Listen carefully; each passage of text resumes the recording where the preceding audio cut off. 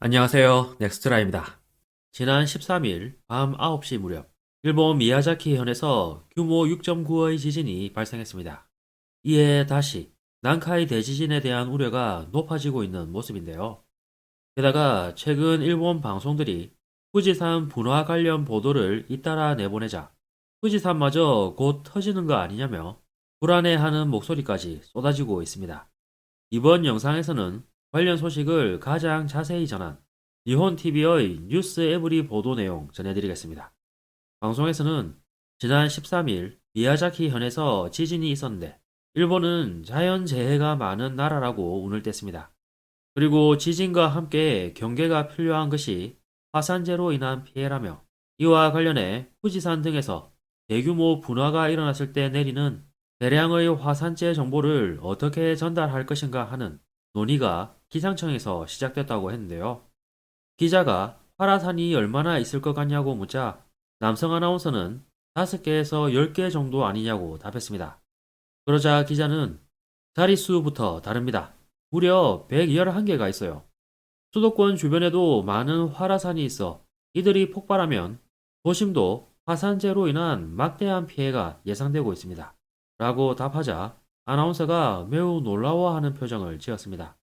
기자는 이어서 내각부가 후지산 분화를 상정해 만든 수도권 피해 예측 영상이 공개됐습니다. 후지산에서 뿜어져 나온 화산재는 바람을 타고 도심에도 도달합니다. 후지산에서 멀리 떨어진 곳에서도 화산재가 내려 라이프라인에 피해가 생겨 우리 생활에도 큰 영향을 미치게 됩니다. 예를 들어 화산재로 인해 눈, 코, 목, 기관지 등에 이상을 초래하는 등 건강 피해가 생기는 것은 물론 불과 몇 미리의 화산재가 쌓인다 해도 라이프라인에 영향이 있어요. 화산재가 전선에 닿으면 정전이 일어나고 수도시설에 화산재가 내려앉으면 물을 정화할 수 없게 되어 난수가 됩니다. 또 휴대전화 기지국 안테나 등에 재가 붙으면 통신장애가 생길 수도 있습니다. 교통 등 인프라 피해도 심각합니다. 선로나 활주로에 재가 쌓이는 것으로 철도도 항공기도 정지, 자동차 운전도 도로 상황이나 시야가 나빠지기 때문에 상당히 위험한 상황이 됩니다. 그러자 메인 MC가 눈등이 내려 교통장애가 일어나는 일은 우리가 여러 번 겪었는데 화산재로도 이런 영향이 나오는 거냐며 우려하는 반응을 보였는데요.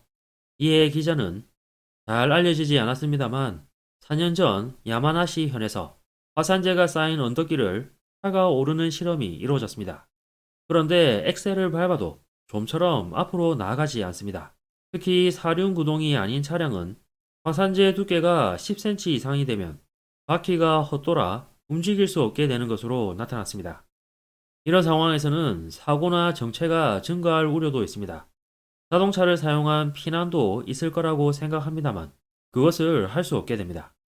게다가 수송 등이 막혀 생활물자가 부족해지는 사태도 발생할 수 있습니다. 이에 자동차 영상을 보던 출연자들은 다시 한번 크게 놀라는 반응을 보였는데요. 메인 MC는 눈과 달리 녹는 것도 아니어서 한번 쌓인 후 치우지 않으면 어떻게 할 수도 없게 된다며 단지 10cm 쌓인 것으로 차를 못 움직이게 된다는 사실에 놀라움을 표하기도 했습니다. 이어서 기자는 내각부가 내놓은 후지산이 대규모 분화했을 때의 화산재 분포 예측도가 있습니다. 먼저 후지산 근처에서는 50cm 이상 쌓이는 것으로 알려져 있습니다. 가나가와현 중앙 지역 등에서는 20cm 이상, 도쿄 신주쿠에서도 10cm의 화산재가 쌓일 것으로 예상하고 있습니다. 라고 하자 메인 MC는 도심에서는 차가 쓸모없을 가능성이 생긴다는 거냐며 꽤 넓은 범위에 10cm 정도 쌓이는 것 같다고 했는데요. 그러자 기자는 수도권 대부분을 차지하죠. 사륜구동이 아니면 움직일 수 없는 상황이 생길 수도 있습니다. 게다가 목조 가옥의 경우 화산재가 30cm 이상 쌓인 지붕에 비가 내리면 무게 때문에 집이 무너지는 경우가 있어요. 30cm라도 생명을 위협할 수 있습니다. 라며 주의를 당부했습니다. 그러면서 거리에 쌓인 재를 제거하는 것도 매우 힘든 일인데 2015년에 일본의 유명 화라산이 있는 사쿠라지마 주변 지역에서 화산재를 제거하는 모습을 취재했다고 했는데요. 구체적으로는 화산재가 떨어진 날에는 전용 차량이 나온다고 했습니다. 그리고 주민들이 집 근처의 재를 모아 봉지에 넣은 후 쓰레기 수집 장소에 두면 시 차량이 와서 수거해 전용 매립지로 옮긴다고 설명했는데요. 반면 수도권에서는 아직 화산재에 대한 대책이 거의 없는 상황이라고 전했습니다. 그러자 출연자들은 싫어하냐는 듯이 다시 한번 놀라는 모습을 보여줬는데요. 메인 MC는 작업 트럭도 작업자분들도 수도권에는 없어요. 화산재가 10cm 쌓여 차가 움직일 수 없게 되면 정체가 일어나 버립니다. 그러면 차도 못 빼고 화산재도 치울 수 없는 악순환이 시작될 수도 있다는 거군요. 라며 걱정하는 모습을 보였습니다. 이런 가운데 한 일본 언론이 어제 약 2029년이라고 예측, 난카이 대지진, 그보다 빠를 것이라는 연구 결과도 올해 일어나도 이상하지 않다라는 위기감을 이라는 제목의 기사를 게재해 눈길을 끌었는데요. 일본에서는 난카이 대지진이 2030년까지 일어날 확률이 약 80%라고는 하지만 지금 당장 일어나도 이상할 것이 없다고 재차 강조하는 모습을 보여주고 있습니다.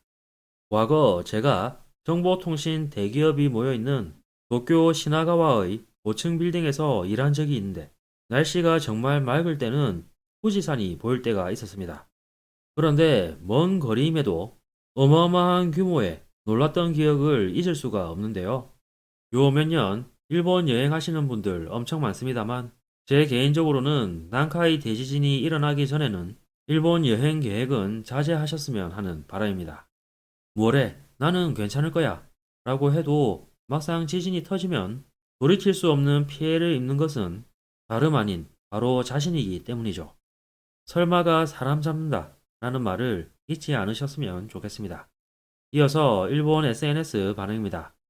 난카이 트로프와 후지산 분화 같은 것이 연동되면 이제 일본이라는 나라는 여러 가지 의미로 끝이야.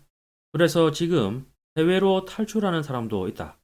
화산국에 살아버린 일본인의 숙명. 화산재는 미세한 유리 파편 같은 것이라고 들은 적이 있습니다만 실제로 그런 성분도 많이 포함되어 있는 것 같습니다. 후지산 위험한 거야. 화산재 정보를 조금씩 내보내는 것이 섬뜩하다. 블루시트 몇 장 구매해 놓을까? 자동차와 에어컨 실외기에는 적어도 필요할 것 같아. 자연재해가 많은 일본. 솔직히 언론이 부추길 정도로 대분화라든지 대지진이라든지 그렇게 많지 않잖아. 300년 이상 분화하지 않았기 때문에 만일 터지면 수도권은 끝날지도. 그래도 수도권을 벗어날 수 없다. 선견지명과 행동력을 가진 사람은 그렇게 많지 않다. 눈과 달리 녹지 않으니까 땀삐질. 수미리의 정전단수라니 무섭다. 후지산은 웅장하고 예뻐서 매우 좋아합니다. 분화 때문에 모양이 가능한 한 바뀌지 않았으면 좋겠어. 되도록 작은 분화로 부탁드립니다. 외국분과 이야기하면 이런 화산 옆에 사람을 지금도 더 집중시키고 있는 일본은 크레이지라고 자주 말합니다. 개인적으로 저도 그 의견에 동의합니다. 중앙 집권, 관료, 정치인의 이런 대응에 위태로움을 느낍니다. 아무리 대책을 세워도 소심 과밀 상황에서 대처할 수 없겠지. 라이프라인의 절단과 물이나 식량의 두절은 확실. 걸어서 이동도 여의치 않으니 어쩔 수가 없잖아요. 개인적으로는 도쿄 탈출밖에 없다고 생각해. 화산재로 인해 호흡기를 당해버리니까. 라이프라인도 다운될 것이고 탈출은 시간과의 싸움이 될 것이라고 생각한다. 등의 반응이 있었습니다. 이번 영상도 끝까지 시청해주셔서 감사합니다. 여러분의 구독과 좋아요는 영상 제작에 큰 힘이 됩니다. 오늘도 좋은 하루 보내시길 바랍니다.